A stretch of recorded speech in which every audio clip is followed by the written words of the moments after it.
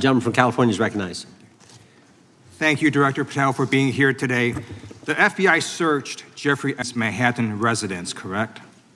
I believe that happened in 2018. I think the vacation, sir. It's 2019, and in that residence, the FBI found a safe, correct? I don't have the catalog evidence in front of me. In that residence, the FBI found a safe, correct? I'll accept your representation. Okay. Ted Lieu asked if Trump is on Epstein's list. Patel said, "The index will speak for itself. There is one question the FBI director refused to answer, not because it was complicated, not because the answer was unknown, but because saying out loud yes or no would change everything. Is Donald Trump on Jeffrey Epstein's client list? That was the question. Simple, direct, 4 words. And Kash Patel, the director of the most powerful law enforcement agency on earth, chose not to answer it. What happened in that hearing room wasn't just evasion. It was a pattern, a documented, sequential, undeniable pattern of the FBI director claiming he doesn't know the basic facts of his own agency's most high-profile case. And the man who exposed that pattern wasn't a politician looking for a soundbite. He was a former military prosecutor who spent years in rooms where evasive answers don't fly. This is what happened. Let me tell you who Ted Lieu is, because the background matters. Before Congress, Lieu was a JAG officer, Judge Advocate General, a military lawyer in the United States Air Force. He prosecuted cases. He conducted investigations. He interrogated witnesses under oath and knew, from years of training, exactly how someone sounds when they're deflecting instead of answering. Stanford, then Georgetown Law, then active duty, then the reserves, where he reached the rank of colonel. He now sits on the House Judiciary Committee, the committee that oversees the FBI. Lieu doesn't perform for cameras. He asks specific questions. He holds up documents. He does not move on until he gets an answer. That is the person Kash Patel was facing, not a politician. A former military prosecutor who knows exactly when someone is pretending they don't know something. Lieu started with a foundation. He built from the ground up, the way a lawyer does before presenting evidence. The FBI searched Jeffrey Epstein's Manhattan residence. Correct? Patel confirmed. Yes, 2019. And in that residence, the FBI found a safe. Correct? Patel hesitated. I don't have the catalog of evidence in front of me. Stop. Read that again. The FBI director does not have the evidence catalog in front of him for one of the most high-profile investigations in recent American history, a case with congressional oversight, public pressure, and years of documented criminal proceedings. Lieu repeated the question. Patel relented. I'll accept your representation. Not yes. Not a confirmation based on his own knowledge. I'll accept your representation. As if Ted Lieu, the congressman, knows more about the FBI's own investigation than the man running it. And in that safe, the FBI found inappropriate photographs. Correct? Again, I'll accept your representation. I don't know. This was public record. The New York Times covered on July 8th, 2019. Front page news.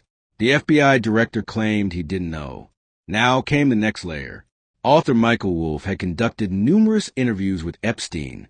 He claimed Epstein showed him what was in that safe. He had recordings, 100 hours of them. Has the FBI interviewed Michael Wolff? Patel, you raise a great point. Not an answer. A deflection dressed up as agreement. Has the FBI subpoenaed the tapes? Patel, I don't know. 100 hours of Jeffrey Epstein on tape. The FBI director doesn't know if his agency has even tried to get them. Think about what that means. Either the FBI hasn't pursued that evidence, or Patel has no idea what his own investigators are doing. Neither answer is acceptable. Then Lieu moved to the part that changed everything. He established what Patel already knew. Trump and Epstein had been photographed together. Patel acknowledged it.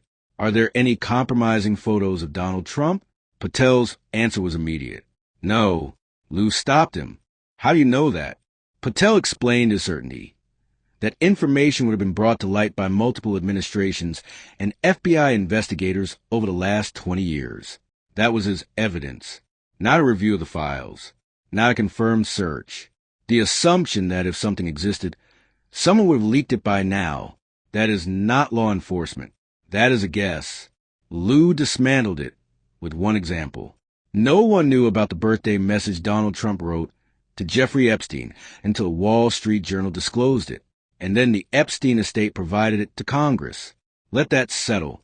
A birthday message from Trump to Epstein existed. The FBI had the Epstein files. They did not have that message. The Wall Street Journal found it, published it, then the estate handed it to Congress. The FBI, with full investigative authority and subpoena power, did not have it. So Patel's certainty that everything had already surfaced was proven wrong, in real time, by a newspaper, while he sat at the witness table. Lieu then pressed on the estate itself. Wouldn't it be useful for the FBI to subpoena the Epstein estate for all remaining materials? Patel, the estate is under no obligation to provide that material, even pursuant to a subpoena. Liu's response was immediate. That's just false. And then the line that defined the exchange. You're the freaking FBI. You can subpoena the information from the state, and you better do that. The frustration was real, not performed. Because Patel was arguing that the FBI, an agency that can compel phone records, bank records, emails, and documents from corporations and foreign entities, cannot reach the Epstein estate. That defies the basic function of what the FBI is. If the FBI can get those records and hasn't, why? Is it that they don't want them? Or that they don't want what's in them? Then came the final question. Lieu asked about the client list, the index of names. The document Patel himself had confirmed exists, that Attorney General Pam Bondi had confirmed exists. Is Prince Andrew on Epstein's client list? Patel. The material related to Prince Andrew has been made public. Not yes, not no. Is Prince Andrew on the client list? Patel. We have released the index of names. Still not yes, still not no. Then Lieu asked a question the entire hearing had been building toward. Is Donald Trump on Epstein's client list? Patel, the index has been released, and the index will speak for itself. Not yes, not no. The index will speak for itself. That is a calculated non-answer. Deliberate. Chosen. Because if the answer were no, if Trump's name simply isn't on that list, that is an easy answer. One word. 1 second. No, he didn't say it. He said, the index will speak for itself. Here's what that tells you. Either Trump's name is on the list, and Patel will not confirm it, or Patel has decided he will not answer questions about individual names under any circumstances, in which case he set that precedent right there, refusing to say no when no would end the story immediately. Both explanations leave the same question unanswered. Now look at the full pattern.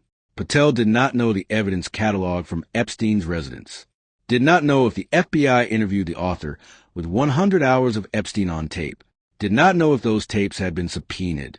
His certainty that no compromising material existed was proven wrong by a newspaper.